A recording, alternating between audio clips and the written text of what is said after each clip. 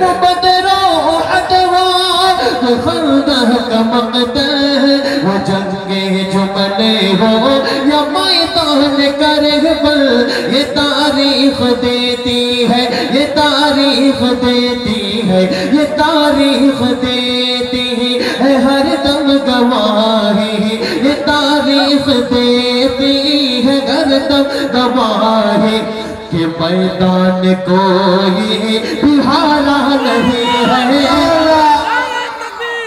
یہ تاریخ دیتی ہے ہر دم گواہی کہ میدان کوئی بھی ہارا نہیں ہے، کہ میدان کوئی بھی ہارا نہیں ہے۔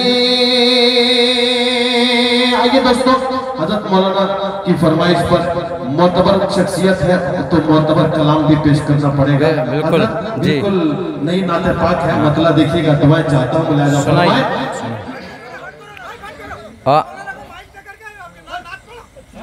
ارے کیسے بات کر رہے ہو یار؟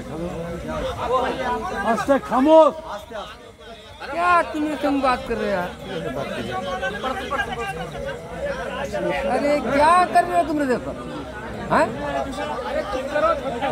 اب پڑھیے، آئیے دل پاک پڑھیں۔ اچھا کون کون سننا چاہتے ہیں ذرا ہاتھوں کو اٹھا کر بتائیں۔ ماشاءاللہ ماشاءاللہ، پیش کرتے ہیں۔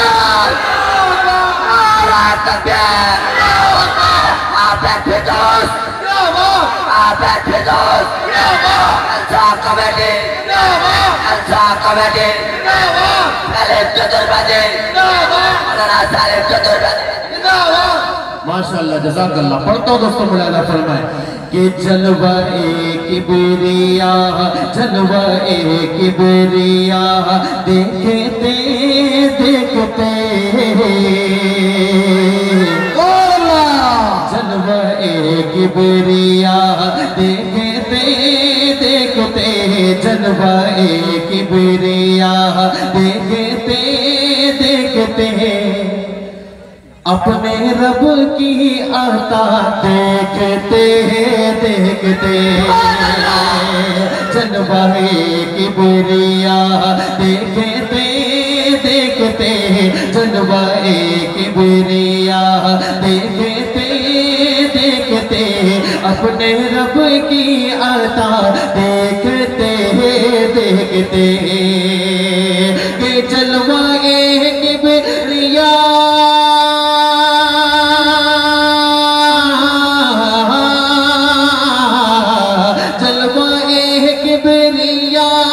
دیکھتے دیکھتے، اپنے رب کی عطا دیکھتے دیکھتے، اپنے رب کی عطا دیکھتے دیکھتے، کہ میں مدینے کو، ہاں میں مدینے کو ایک دن چلا جاؤں گا، میں مدینے کو ایک دن چلا جاؤں گا، ارے خواب صلی اللہ دیکھتے دیکھتے، نعرہ تکبیر، نعرہ تکبیر، نعرہ تکبیر، میں مدینے کو ایک دن چلا جاؤں گا، خواب صلی اللہ دیکھتے دیکھتے، جلوہ کبریاء۔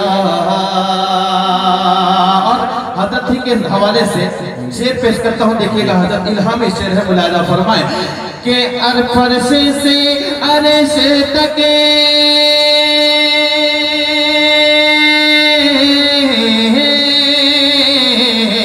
فرش سے عرش تک، مصطفیٰ مصطفیٰ، ہر نظر اور ہر شخص کے مہدع، ہر نظر اور ہر شخص کے مہدع، فرش سے عرش تک مصطفیٰ مصطفیٰ، ہر نظر اور ہر شخص کے مہدع، ہر نظر اور ہر شخص کے مہدع، ہر نظر ہر نظر اور ہر شخص کے محتا کہ کتنے بے نور چہروں پہ نور آ گیا کتنے بے نور چہروں پہ نور آ گیا کیسے ارے چہرہ مصطفیٰ دیکھتے دیکھتے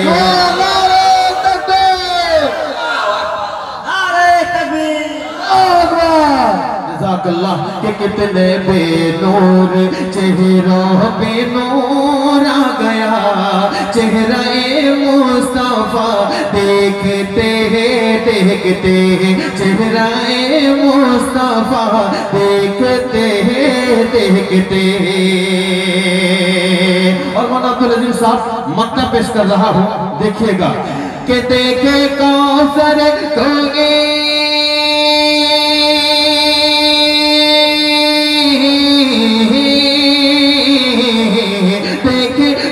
سارے کوئی دل کے یہ ولولے جانے کب میرے پلکوں سے موت گرے جانے کب میرے پلکوں سے موت گرے دیکھے کوثر کوئی دل کے یہ ولولے جانے کب میرے پلکوں سے موت گرے کہ نعت کے چند اشعار نازل ہوئے نعت کے چند اشعار نازل ہوئے ارے روضہ مصطفیٰ دیکھتے دیکھتے نعت کے چند اشعار نازل ہوئے روضہ مصطفیٰ دیکھتے دیکھتے نعرہ تکبیر نعرہ تکبیر الحمدللہ ابھی نعت اکلام ہم سن رہے تھے مولانا کی فرمائش تھی اس کی وجہ سے فردوس بھائی سے نعت پڑھایا گیا بلا تکلف آپ حضرات کے درمیان میں حضرت مولانا عبداللہ سالم چترویدی قاسمی صاحب بیان فرما رہا ہوں میں آپ حضرات سے درخواست کروں گا حضرت کی ایک ایک بات کو میرے بھائی غور سے سنو سننے کے بعد پھر عمل کرو پھر اس کو اظہار بھی کرو لوگوں کے درمیان میں السلام علیکم ورحمۃ اللہ وبرکاتہ ان الحمد للہ نحمده ونستعینه ونستغفره ونؤمن به ونتوکل علیہ ونعوذ باللہ من شرور انفسنا ومن سیئات اعمالنا من يهده الله فلا مضل له ومن يضلله فلا هادي له ونشهد ان لا اله الا الله وحده لا شريك له ونشهد أن سيدنا ومولانا محمدًا عبده ورسوله الحمد لله الذي لا مثل له ولا مثال له والصلاة والسلام على من لا نبي بعده أما بعد فأعوذ بالله من الشيطان الرجيم بسم الله الرحمن الرحيم اليوم أكملت لكم دينكم وأتممت عليكم نعمتي ورضيت لكم الإسلام دينا وقال الله تبارك وتعالى في القرآن المجيد محمد رسول الله والذين معه أشداء على الكفار رحماء بينهم تراهم ركعا سجدا يبتغون فضلا من الله ورضوانا وقال الله تبارك وتعالى ولا تركنوا إلى الذين ظلموا فتمسكم النار وما لكم من دون الله من أولياء ثم لا تنصرون قال النبي صلى الله عليه وسلم من كان يؤمن بالله واليوم الآخر فليكرم ضيفه وقال النبي صلى الله عليه وسلم إنما بعثتم ميسرين ولم تبعثوا معسرين أو كما قال النبي عليه الصلاة والسلام. Praise be to Allah, peace and blessings on the Prophet of Allah subhanahu wa ta'ala, his descendants and all of his companions. We seek refuge in Allah from Satan the rejected and accursed, In the name of Allah, the most benevolent, the most compassionate, the most merciful. O my Lord, expand me my breast is my task for me. Remove the impediment from my speech so they may understand what I say. Dharm kshetre kurukshetre samveta yutsavaha mamaka pandavashai kim kurvat sanjaya kutastova kashmalidam vishmo samapastitham anarya justam kirti karma junaha om shanno varunaha shanno mitra shanno bhavat varyamaha shanna brahma braspati namo brahmane namaste vayo तमेव प्रतीक्षम ब्रह्मासी ओम शांति ओम शांति ओम शांति। सदर मोहतरम हज़रात उलमाए किराम, गयूर मुसलमानों, नौजवान साथियों और हमारे इज़्ज़तदार समाज की माँ और बहनों, आपके इस बस्ती में मेरी दूसरी बार हाज़िरी हो रही। मैं दिल से शुक्रिया अदा करना चाहता हूँ हमारे बड़े भाई, आपके इस बस्ती के बड़े ही मुतहर्रिक और फ़आल हज़रात उलमाए किराम से मरबूत बड़े भाई नासिर साहब का, जो अक्सर प्रोग्राम में हमारे साथ रहते हैं, जाते हैं, शरीक होते हैं। तो इस लिहाज से ये प्रोग्राम आपके इस बस्ती का नहीं, नासिर भाई का नहीं, आपकी कमेटी का नहीं, बल्कि ये मैं अपना प्रोग्राम समझ रहा हूँ। और इनके साथ साथ तकरीबन बंगाल के अक्सर इलाक़ों में नुमाइंदगी करते हैं हमारे तजम्मुल हुसैन साहब, वो भी आए हुए प्रोग्राम में शरीक होते हैं। और स्टेज पर तशरीफ़ फरमा हज़रत मुफ्ती साहब हैं और मशहूर शायर इस्लाम। बड़े दिनों के बाद मौका मिला सुनने का, मुलाकात का।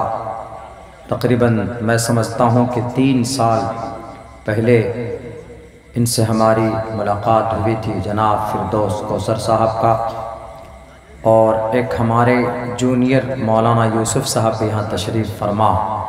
मैं इन सब के बीच सबसे कमतर और सबसे छोटा एक तालिब इल्म की हैसियत से मैं शरीक हुआ हूँ आपके इस प्रोग्राम में। अल्लाह से दुआ करता हूँ कि अल्लाह तबारक व ताला मुझे हक़ बात कहने की तौफ़ीक दे और उस पर अमल करने की भी जुर्अत अता फ़रमाए। साथियों, इस्लाम का हर निज़ाम, मुसलमानों का हर काम एक मुनज़्ज़म और एक मुअद्दब तरीक़े से हुआ करता। हम लोग 24 घंटे में जो भी काम करते हैं, इस्लाम के ताल्लुक़ से या दुनियावी एतबार से भी जो भी काम करते हैं, उसका एक निज़ाम, उसका एक सिस्टम है हमारे पास। दुनिया में भी हम कोई काम करते हैं तो उसका भी एक निज़ाम हमको बताया गया है। इबादत की दुनिया में तो है ही, लेकिन दुनियावी एतबार से भी अगर हम कुछ काम करना चाहते हैं तो उसमें भी अल्लाह के नबी अलैहिस्सलातु वस्सलाम ने हमें तरीक़ा सिखाया।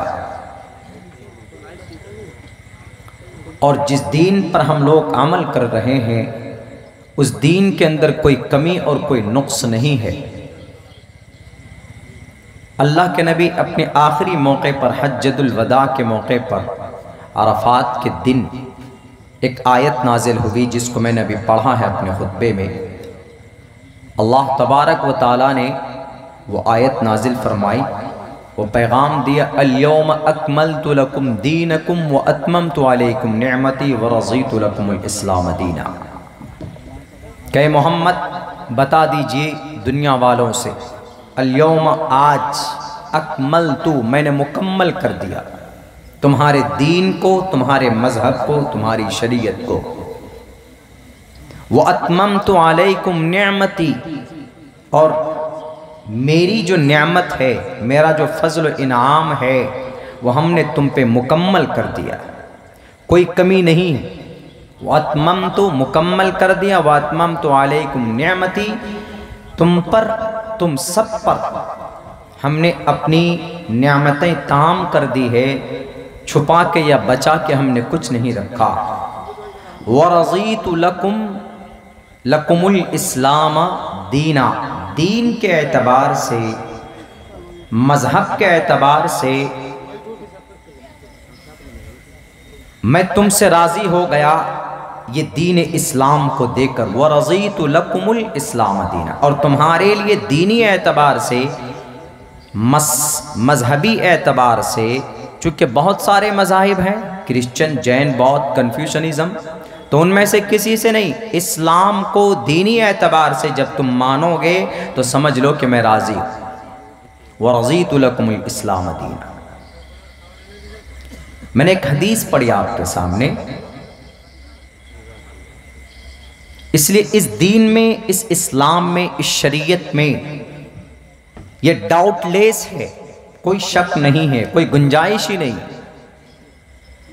وہ الگ بات ہے کہ آدمی کو جب کوئی چیز سمجھ میں نہیں آتی ہے تو وہ یہ کہتا ہے کہ یہ خراب ہے، یا اس میں یہ نقص ہے، یا یہ کمی ہے، جہالت، ناخواندگی کی وجہ سے۔ لیکن اللہ نے اس دین کو، اس شریعت کو ہر اعتبار سے اس کا ایک نظام بنایا۔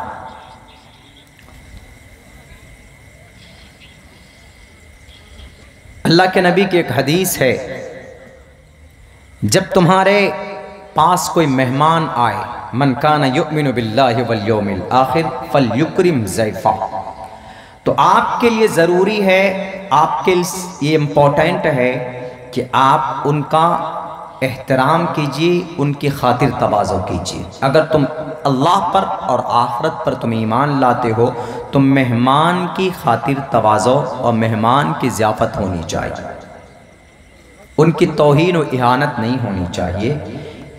ایک بات میں بتانا چاہتا ہوں سب کے لیے، ہمارے لیے بھی، آپ سب کے لیے، کسی بھی چیز کا ایک طریقہ، ایک سسٹم ہوتا ہے۔ جیسے ابھی قاری صاحب نعت پڑھ رہے تھے، چچا نے ہمارے لیے بات کہی کہ مولانا کو بٹھا کر آپ مائک دے دیے ہیں اور آپ نعت پڑھے جا رہے ہیں۔ ان کی ہمارے تئیں محبت ہے، لیکن ہماری اس محبت میں ان کی توہین ہو رہی تھی کہ آپ بیٹھیے، مولانا کو مائک دے دیے ہیں، آپ نعت پڑھ رہے ہیں۔ تو ان کو مجھ سے محبت ہے کہ مولانا کو بٹھا کر بے عزت کیوں کر رہے ہیں، لیکن وہ اس میں یہ بھول گئے کہ میں شاید شاعر صاحب کو تکلیف پہنچا رہا ہوں۔ وہ بھی اپنی جگہ پر ٹھیک ہے، لیکن ایک بات ہم بتاتے ہیں، ہم سب کے لیے جلسہ ہے، کمی بیشی سب سے ہوتی ہے۔ نعت اور اشعار پڑھنا ہم لوگ کبھی کبھی یوں سمجھتے ہیں کہ یہ شاید ایسے ہی ہے۔ نعت پڑھنا، ایک صحابی تھے حضرت حسان بن ثابت رضی اللہ تعالیٰ عنہ، جب کفار کے طرف سے اشعار، وہ زمانہ تھا شعراء کا، اشعار میں بڑی بڑی باتیں کہا کرتے تھے لوگ، تو اللہ کے نبی علیہ السلام شاعر نہیں تھے، مناسب نہیں تھا آپ علیہ السلام کے لیے اشعار پڑھنا۔ لوگ کہتے کہ شاعر، تو آپ علیہ السلام کہتے تھے اے حسان کھڑے ہو جاؤ منبر پر، اس نے جتنے بھی اشعار پڑھے ان کے خلاف تم آواز دو، ان کو جواب پیش کرو۔ تو حضرت حسان بن ثابت رضی اللہ تعالیٰ عنہ اسلام کی بڑے شاعر، کفار کو باطل اشعار کے خلاف اللہ کے نبی کی طرف سے اگر کوئی جواب دیا کرتا تھا اشعار میں، جو پیغام تقریر میں ہوتی ہے وہ پیغام اشعار کے ذریعے سے بھی دیا جا سکتا ہے۔ اگر کوئی منظم اور اگر کوئی دانشمندانہ طریقے سے اگر کوئی شاعر دینا چاہے جواب تو دیا جا سکتا ہے۔ تو اللہ کے نبی کبھی انعام بھی دیتے تھے ان کو کہ واہ حسان تم نے کیا بات کہی۔ تو نعت نظم پڑھنا یا سننا اللہ کے نبی کی سنت ہے، اور پڑھنا حضرت حسان رضی اللہ تعالیٰ عنہ کی سنت ہے۔ ہم لوگ باہر سے آتے ہیں، اگر کسی مجمع میں کسی کو کوئی تکلیف ہماری تقریر سے یا کسی شاعر کے نعت سے ہو، میں سب کے لیے کہہ رہا ہوں میری تقریر ریکارڈ ہو رہی ہے، تو اس کا بہتر طریقہ یہ ہے کہ آپ ان کو نہ ٹوک کر آپ جلسے کی جو کمیٹی کے لوگ ہیں ان کو کہیے کہ بھئی یہ یہاں پہ غلط ہو رہا، ایک طریقہ ہے یہ، آپ سب کی اصلاح کے لیے بول رہا. آپ چاچا جی کو نہیں لیجئے گا اس کو، چونکہ انہوں نے محبت میں یہ بات کہی. چونکہ ہم مہمان ہیں، اب مہمان کو کھڑا کر کے اب ان کو بولنا کئی جگہ ہوتا ہے، کئی جگہ ہم نے دیکھا ہے کہ بس کھڑے ہو کر بات سمجھ میں نہیں آتی، تقریر ختم کیجئے یا نعت ختم کیجئے، بیٹھئے وہ کریں گے. آپ سننے والے ہیں، اگر آپ کو بات اچھی لگتی ہے تو سنیے، نہیں لگتی ہے تو آپ چپ چاپ اٹھ کر کے چلے جائیے. چونکہ جو بھی باہر سے شعراء اور مہمان آتے ہیں وہ آپ کے مہمان ہیں، آپ کے نہیں، آپ کے پورے گاؤں کے پورے علاقے والے کے مہمان. اور مہمان کی خاطر تواضع کرنا ایک مومن کی شان ہے. چاہے آپ ایک گلاس پانی سے کیجئے، اپنی زبان سے کیجئے، اپنے فعل سے کیجئے، ہر اعتبار سے فعل سے کیجئے. آج تو وہ ان کی تواضع ہے. تواضع کے لیے کوئی مرغ مٹن کھلانا ضروری نہیں ہے، اچھا ویوہار کرنا یہ ان کی تواضع اور ان کی ساری. تو بہرکیف ایسا ہوتا ہے، ہم لوگوں کے اندر ابھی بہت کمی ہے اصلاح کی، بہت زیادہ کمی، اس کی ضرورت ہے. تو اس بات کا ہم لوگ دھیان رکھیں کہ آئندہ کوئی بھی مہمان آپ کے یہاں آئے، آپ کے پرسنل ریلیٹو اگر آپ کے پاس آئے تو کسی بھی اعتبار سے ان کو تکلیف نہیں دیجیے گا. اگر آپ نے مہمان کو تکلیف دی، اللہ کے نبی کی حدیث ہے من کان یؤمن باللہ والیوم الآخر فلیکرم ضیفا، چاہیے کہ بھی مہمان کا اکرام کرو اگر تم ایمان آخرت پر اللہ پر رکھتے ہو. اگر تم نے مہمان کی بے عزتی کی، صرف جلسے کے مہمان نہیں، آپ کا اپنا مہمان، آپ کے داماد یا آپ کے سمدھی سمدھن یا آپ کے ماموں نانا ددیال یا ننیال کے کوئی بھی شخص آتا ہے تو وہ آپ کا مہمان، اس کی تواضع کرنا اور اس کے ایک ایک چیز کا خیال رکھنا، دھیان رکھنا، اس کو خوش کر کے آپ روانہ کریں، ودا کریں. It's your great responsibility because you are a Muslim, کیونکہ آپ مسلمان. You believe in the day of judgement, you believe in Allah سبحانہ و تعالی. اللہ سبحانہ و تعالی, the Prophet Muhammad sallallahu alaihi wasallam said and mentioned in the Holy Bukhari Sharif, من کان یؤمن باللہ، جو اللہ پر، اس کے رسول پر اور آخرت کے دن پر ایمان رکھتا ہے، اس کو چاہیے کہ وہ اپنے مہمانوں کا احترام کرے، ان کا تواضع کرے، ان کو کوئی تکلیف نہ پہنچے. یہ میں نہیں کہہ رہا ہوں، میری زبان ہے اللہ کے نبی علیہ السلام کا فرمان. میرے بھائیوں، اسی لیے کہا جاتا ہے الیوم اکملت لکم دینکم، اس دین کو ہم نے مکمل کیا ہے. مہمان کے ساتھ کیسا معاملہ ہونا چاہیے اس دین میں آپ کو ملے گا. دشمن کے ساتھ کیسا برتاؤ ہونا چاہیے وہ شریعت اسلام کے اندر ملے گا. ایک کفار کے ساتھ آپ کا سلوک کیسا ہونا چاہیے اس دین کے اندر آپ کو ملے گا. آپ کو مشرکین کے ساتھ، یہودوں کے ساتھ، نصاراؤں کے ساتھ، کنفیوشنزم کے ساتھ، عورت کے ساتھ کیا برتاؤ ہونا چاہیے، بچوں کا کیا مقام ہے، عورت سماج کی بیٹیوں کا کیا مقام ہے، سماج کے بچوں کا کیا مقام ہے، علماء کرام کا کیا مقام ہے، بوڑھوں کا کیا مقام ہے، جوانوں کا کیا مقام ہے. دنیا کی کوئی شریعت یہ تفصیل نہیں بتا سکتی، لیکن یہ شریعت اگر کوئی یہ تفصیل اگر کوئی بتا سکتا ہے، اگر کوئی سمویدھان، کوئی قانون ہے تو وہ دین اسلام، شریعت اسلام، قرآن کریم، اللہ کے نبی علیہ السلام کی احادیث مبارکہ. دنیا والے تو چیختے ہیں کہ ہمارے پاس دنیا کے سب سے بہترین کتاب ہے، ہمارے پاس تو دنیا کا سب سے بہترین دنیا کی شریعت ہے. ہر مسلک اور ہر مذہب والے بولتے ہیں کہ ہمارے پاس دنیا، ہمارا مذہب سب سے اچھا، ہمارا مذہب سب سے پریہ متر ہے. لیکن نظام کسی کے پاس نہیں ہے. اگر دنیا کے اندر 24 گھنٹے میں انسان 18,500 مخلوقات کے لیے ان کا اکرام و احترام، ان کے مقام و فضیلت کیا ہونا چاہیے، اگر یہ تمام ڈیٹیلز، یہ تمام تفصیلات کہیں پر موجود ہے تو وہ اللہ کے نبی علیہ السلام کی لائی ہوئی شریعت اسلام کے اندر اور قرآن کریم کے اندر موجود ہے. الحمدللہ. وہ دنیا والے نہیں جانتے ہیں تو وہ تو ان کی جہالت ہے. لیکن ہمارے پاس جو شریعت ہے یہ مکمل اور تام. اللہ نے قرآن کریم میں اللہ کے نبی کے آخری حج کے موقع میں عرفات کے دن یہ نازل فرمائی کہ اے محمد آپ کہہ دو مسلمانوں سے، ڈنکے کے چوٹ پر کہنا کفار و مشرکین کے سامنے کہ ہمارے پاس اسلامی نظام ہے، ہمارے پاس اللہ کے نبی کا طریقہ ہے، ہمارے پاس بی بی فاطمہ کی زندگی ہے، ہمارے پاس حضرت سودا کی زندگی ہے. عورتوں کی زندگی، عورتیں کیسے زندگی گزاریں گی؟ اما عائشہ کو دیکھ لے، بی بی فاطمہ کو دیکھ لے، آسیہ کو دیکھ لے، سمیہ کو دیکھ لے. ان عورتوں کی زندگی کو اٹھا کر دیکھ لے، عورتوں اپنی زندگی کیسے گزاریں گی، ان کو ان کا مارگ درشن مل جائے گا. دنیا کے اندر کسی بھی پہلو سے اسلام کو اگر بدنام کرنے کی کوئی کوشش کرتا ہے تو قیامت کی صبح تک وہ کبھی بدنام نہیں کر سکتا، کیونکہ اللہ نے اللہ کے نبی کے ذریعے ایک ایک مسئلے کا سمادھان نکال کر بتایا. یہاں تک کہ سرما لگاتا ہے آدمی، سرما لگانے کا سنت طریقہ کیا ہے آپ لوگ بھی جانتے. ناخن کاٹتا ہے. پوچھئے جا کر کے اس دیش کے بڑے بڑے ادیوگ پتی، کروڑ پتی، بڑے بڑے ودوانوں سے، پرمود کرشنم جی آچاریہ سے پوچھے، وہ 1.5 آنکھ والے بابا ہریدوار والوں سے پوچھے کہ ناخن کاٹنے میں سنت طریقہ کیا ہے، بہتر طریقہ کیا؟ وہ کہے گا کہ ناخن کاٹنے کا کوئی طریقہ ہوتا ہے؟ ناخن کاٹنے کا ایک سنت طریقہ ہے، ایک بہتر طریقہ ہے جو پروفیٹ محمد صلی اللہ علیہ وسلم نے بیان کر کے ہمیں اور آپ کو بتایا. میرے بھائیوں، میرے نوجوان ساتھیوں، آج کے زمانے میں اگر کسی چیز کی ضرورت ہے تو عملی اعتبار سے سبقت کرنے کی ضرورت ہے، عملی اعتبار سے اپنی زندگی کے اندر تبدیلی کرنے کی ضرورت ہے. اتنی آسانی سے نہیں پہنچا ہم تک. آج بڑی آسانی سے ہم تقریر کر لیتے ہیں، اللہ کے نبی کی سیرت کو بیان کر دیتے ہیں، حضرات صحابہ کی سیرت کو بیان کر دیتے ہیں.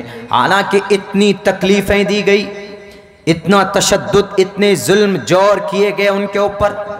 اگر ایک ایک کا تذکرہ کیا جائے تو آپ بستر پر سونے سے پہلے آپ سوچیں گے کہ اتنے مظالم برداشت کیے انہوں نے، اتنی پریشانیاں برداشت کی، تب جا کر اسلام ہم تک آیا. سوچنے پر مجبور ہو جائیں گے میرے نوجوانوں، میرے مسلم بھائیوں. میں دل سے آپ کو بات کہہ رہا ہوں کہ آج ہمارے بڑی تعداد میں ہم ہیں، اس کے باوجود بھی ہم لوگ پانی کے بلبلے کے طرح، کوئی اہمیت اور حیثیت نہیں رہ گئی ہے، نہ تو ہمارے بڑی تعداد کے اور نہ ہمارے افعال اور اعمال کی، کیونکہ ہم اندر سے کھوکھلے، اندر سے طاقت نہیں ہے ہمارے اندر. طاقت کون سی ہونی چاہیے؟ روحانی طاقت ہونی چاہیے. ہمارے اندر روحانی طاقت نہ ہونے کی وجہ سے یہ ہم پر یلغار کر رہے، یہ ہم پر ظلم تشدد کے پہاڑ توڑے جا رہے، ہماری مسجدیں شہید کی جا رہی ہے، ہمارے شرعی احکام پر پابندی لگائی جا رہی ہے. کچھ دنوں کے بعد دیکھ لیجئے گا آپ یکساں civil code, are we ready for uniform civil code, uniform civil code نافذ کرنے کی بات کی جا رہی، بلکہ پاس ہو جانے والا. جہاں پر بل پاس ہوتا ہے، پارلیمنٹ کے 2 سدن ہوتے ہیں، پارلیمانی سدن، راجیہ سبھا، لوک سبھا، راجیہ سبھا ہوتا ہے، وہاں پر ان جو لوگ یونیفارم سول کوڈ کا مطلب ایک دیش ایک ودھان، یعنی ایک دیش ایک قانون، ان کا یہی مطلب یونیفارم سول کوڈ کا. تین مقاصد تھے کفار مشرکین کے، ظالموں کے، 2 پاس کر چکے ہیں، ایک پاس کرنا باقی، 2 پاس نہیں بلکہ 2 پر عمل ہو چکا ہے. تیسرا ہے یہی سب سے بڑا یونیفارم سول کوڈ، یکساں سول کوڈ، اس کو اردو میں بولتے. اس کا مطلب یہ ہوتا ہے ہندو ہو کہ مسلمان ہو کہ کرسچن ہو کہ جین ہو کہ بودھ ہو، بھارت کے اندر سب کے لیے ایک قانون بنے گا، ایک قانون کے مطابق زندگی گزارنا ہوگا، نہیں تو جیل جانا ہوگا. اس مثال کے طور پر ہمارے اسلام میں اگر باپ مر جائے، ماں مر جائے، اس کے پاس 1 بیگھہ زمین ہے تو اس کے بیٹی ہے، یعنی باپ مر گیا، اس کی 1 بیٹی ہے اور 1 بیٹا، تو بیٹی کو کتنا ملے گا، بیٹے کو کتنا حصہ ملے گا؟ بیٹی اور بیٹے میں تو اسلامک اعتبار سے یہ ہے کہ بیٹے کو 2 حصہ ملے گا اور بیٹی کو 1 حصہ ملے گا. बज़ाहिर तो ऐसा लगता है कि ये तो नाइंसाफी है ना, बेटा है 2 मिलेगा, बेटी है 1, एक ही माँ बाप की औलाद है ना, तो ऐसा क्यों? लेकिन इन जाहिलों को मालूम नहीं, ये इंसाफ, ये निज़ाम और ये हिस्सा हमने और आपने नहीं किया, ये हिस्सा किसने किया? ये हिस्सा कुरान में अल्लाह ने किया। पर ये चौथे पारे के अंदर उस आयत को पढ़िए, यूसीकुमुल्लाह, शुरू से लेकर आखिर तक पढ़िए। 2 आयतों के अंदर हक़ विरासत को अल्लाह तबारक व तआला ने बयान किया। लेकिन बज़ाहिर ऐसा लगता है कि बेटा 2 हिस्से का मालिक होगा, बेटी 1 हिस्से का मालिक होगा। ये तो सरासर नाइंसाफी है। लेकिन इन चोरों को, इन जाहिलों को मालूम नहीं है कि अल्लाह तबारक व तआला का ये फैसला किया हुआ, इसके अंदर क्या मसलिहत है। आओ हमारे जलसों के इन मंचों में, आओ इस पिंडाल के नीचे हमारे एक एक आलिम दीन तुम्हें बताएंगे कि अल्लाह के इस इंसाफ, अल्लाह के इस बंटवारे के अंदर क्या मसलिहत है। मसलिहत बेटे को 2 हिस्सा देने का, बेटी को 1 हिस्सा देने का। मसलिहत ये है कि बेटा जो है वो शौहर बनेगा, वो एक मर्द है। मर्द पर कितनी जिम्मेदारी होती है? बीवी का खर्च बर्दाश्त करना, बच्चे का खर्च बर्दाश्त करना, शादी करके बीवी को लाएगा, उसके ऊपर उसके सर पर छत देना, उसके नान नफ़क़ा का। बच्चा बीमार पड़ जाए तो हॉस्पिटल कौन लेकर जाएगा? शौहर जाएगा, यानी मर्द जाएगा। उसका बेटा जो मर्द बना है उसके ऊपर सारे दुनिया के खराजात। आज अगर कोई मुकद्दमा हो जाए आपकी इस मिदनापुर के पुलिस स्टेशन में, कौन कचहरी का, कोर्ट का दरवाजा खटखटाएगा? यही नौजवान ना, यही मर्द ना, औरत तो नहीं जाएगी ना। अब रही बेटी, बेटी के ऊपर कोई खर्च नहीं, बेटी के पास डबल पैसे आ जाते हैं। जब शादी होती है तो शौहर का दैन महर जो तय किए जाते, वो दैन महर अगर 50,000 रुपए तय किया गया या 1 लाख रुपए तय किया जाता है तो ये औरत अपने शौहर से 1 लाख रुपए भी लेती है। और फिर नान नफ़क़ा की जिम्मेदार कौन? उसका शौहर। यानी औरत के ऊपर कोई खर्च नहीं। बेटा बीमार पड़े, औलाद बीमार पड़ जाए तो कौन उसको देखेगा? हॉस्पिटल कौन लेकर जाएगा? मर्द लेकर जाएगा।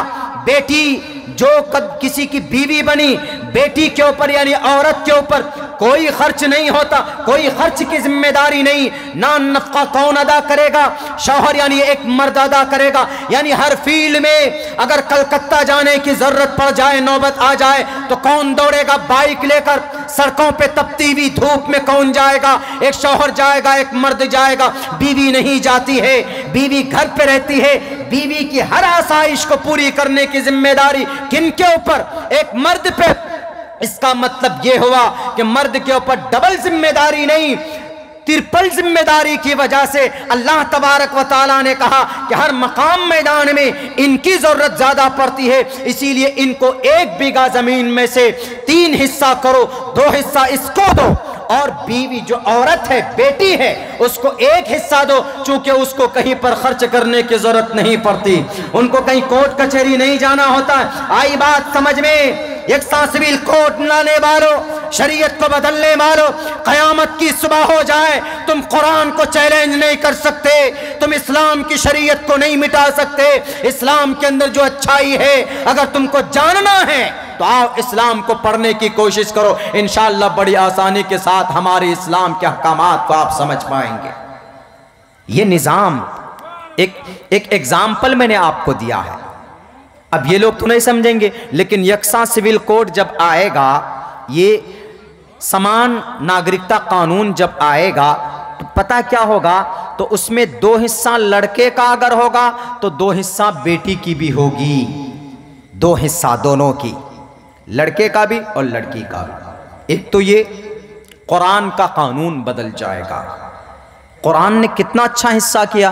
बेटी औरत कुछ करती नहीं है, घर में बैठ कर रहती है, खाना बनाती है, इसलिए उसको किस चीज़ की जिम्मेदारी? शादी हुई, शौहर से कहेंगे कि मैं मियाँ जी दैन महर 1 लाख है, पहले दैन महर दीजिए मुझे।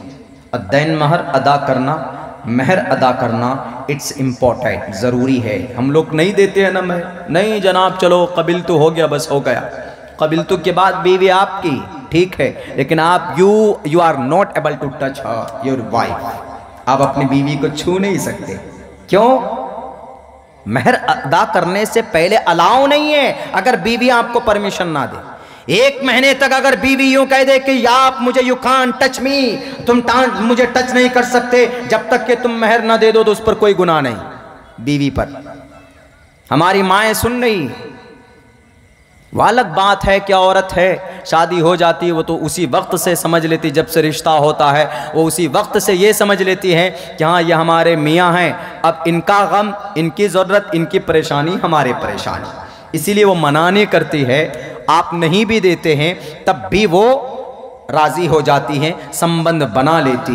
لیکن دینا، کچھ نہ کچھ دینا آپ ان کو، یہ آپ کے لیے ضروری. یعنی کوئی سامان دے دیں، آپ کے پاس سونے ہیں، چاندی ہے، جگہ زمین ہے، پلاٹ ہے، کچھ بھی ان کے نام دے سکتے ہیں کر کے. اگر اللہ نے آپ کو وسعت دی، دینا چاہیے.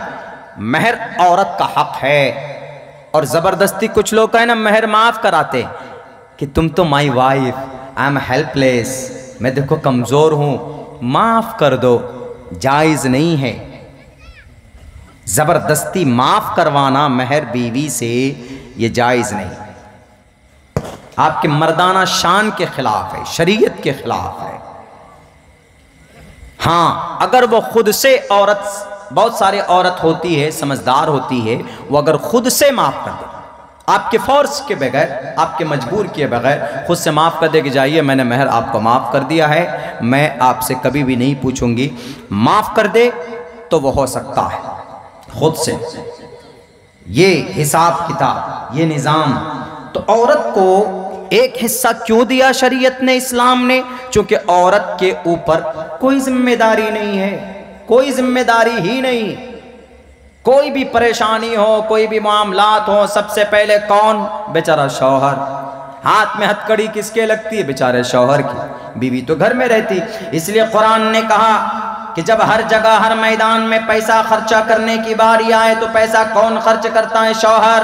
تو شوہر کو 2 حصہ ملے گا، یعنی بیٹے کو 2 حصہ اور بیٹی کو 1 حصہ.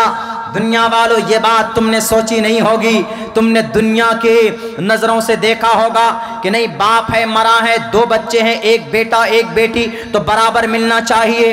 تو برابر نہیں ہوا، وہ ناانصافی ہے بیٹے کے ساتھ. اور بیٹی کی جب شادی کرتے ہیں تو کم سے کم 5 لاکھ روپے کا خرچ ہوتا ہے، بیٹے سے زیادہ بیٹی کی شادی میں ہوتی ہے. آپ حصہ بھی دیجئے برابر اور 5 لاکھ روپے خرچ بھی کیجئے، تو بیٹے کے حصے سے تو بڑھ گیا نا. یہ میں ان لوگوں کو بتانا چاہتا ہوں جو آج کی تاریخ میں یونیفارم سول کوڈ نافذ کرنے کی بات کرتے. میں تقریر میں بول تو رہا ہوں، کچھ لوگوں کو بات سمجھ میں نہیں آ رہی ہوگی کہ یہ یونیفارم سول کوڈ کیا. دیکھ لیجئے گا 3-4 سال کے بعد، 3 سال کے بعد دیکھ لیجئے گا آپ سڑکوں پر نظر آئیں گے یونیفارم سول کوڈ کے خلاف. میں آج بھوشیوانی کر کے نہیں بلکہ دلائل کی بنیاد پر بات کر کے جا رہا ہوں کہ آپ آج اس بھارت کے اندر قرآن کے خلاف، شریعت محمد کے خلاف قانون بنانے کی کوشش کی جا رہی ہے. آپ کسی کو وصیت کریں گے، اگر آپ کسی کو موبائل ہدیہ کریں گے تو یہ قانونی اعتبار سے وہ ہدیہ نہیں ہوگا، وہ ہبہ نہیں ہو سکتا. آپ کسی کو کوئی چیز وصیت کریں گے، قانونی اعتبار سے وصیت قبول نہیں ہوگی. اگر یہ قانون پاس ہو گیا تو یونیفارم سول کوڈ. یہی نہیں، اگر آپ نے اپنے شوہر بیوی کی مرضی سے، ایک دوسرے کی مرضی سے آپ نے طلاق لے لیا، شرعی اعتبار سے تو طلاق ہو جاتی ہے، لیکن کورٹ کے اندر گورنمنٹ کے نظر میں آپ کا وہ طلاق نہیں مانا جائے گا، وہ اللیگل اور اسنویدھانک ہوگا جب یہ قانون پاس کیا جائے گا. میرے بھائیوں، بہت تحقیق اور ریسرچ کرنے کے بعد آپ کو یہ بتائی جا رہی ہے ہمارے اسلام میں جو شریعت کا ایک فرمان ہے، اگر ہم چاہتے ہیں کہ اللہ اس نعمت عظما کو، اس شریعت کو، اس نعمت کو وَأَتْمَمْتُ عَلَيْكُمْ نِعْمَتِي، اللہ نے جو نعمت ہم پر تام کی ہے اپنی شریعت کو دیکھ کر اس کو ہم سے نہ چھینے، تو آپ اللہ کی شریعت پر عمل کرنے کی کوشش کرو. جو بھی خرافات گاؤں میں، سماج میں ہے اس کو ختم کرنے کی کوشش کرو. ہماری نماز کے اندر اگر کوتاہی ہے تو پابندی سے نماز پڑھنے کی کوشش کرو گے تو انشاءاللہ مسجدیں آباد ہوں گی. اگر ہمارے समाज के अंदर, सोसाइटी के अंदर अगर जहेज जैसी बुरी लानत और बुरी बीमारी पाई जाती है तो जहेज को लेना बंद करो, इंशाअल्लाह जहेज का खात्मा होगा। और ये यूनिफॉर्म सिविल कोड नाफिज होने से पहले अल्लाह तबारक व तआला कोई ऐसा निजाम लाएगा या इन जालिमों को कुर्सी इख्तिदार से औंधे मुंह गिराएगा। अगर हमारी दुआएं जमीन पर होगी खुलूस लिल्लाहियत के साथ तो अल्लाह तबारक व तआला आसमान पर कबूल करेगा। हम तो बड़ी आसानी के साथ आज इस्लाम का नाम लेकर जीते हैं, लेकिन मुसलमानों याद करो उन कुर्बानियों को जिन सहाबा किराम को डाल दिया जाता था कैद के अंदर, भूखे 3-3, 4-4 दिन तक सिर्फ पानी के ऊपर उनको रखा जाता था, लेकिन वो पानी पी पी कर रहते थे।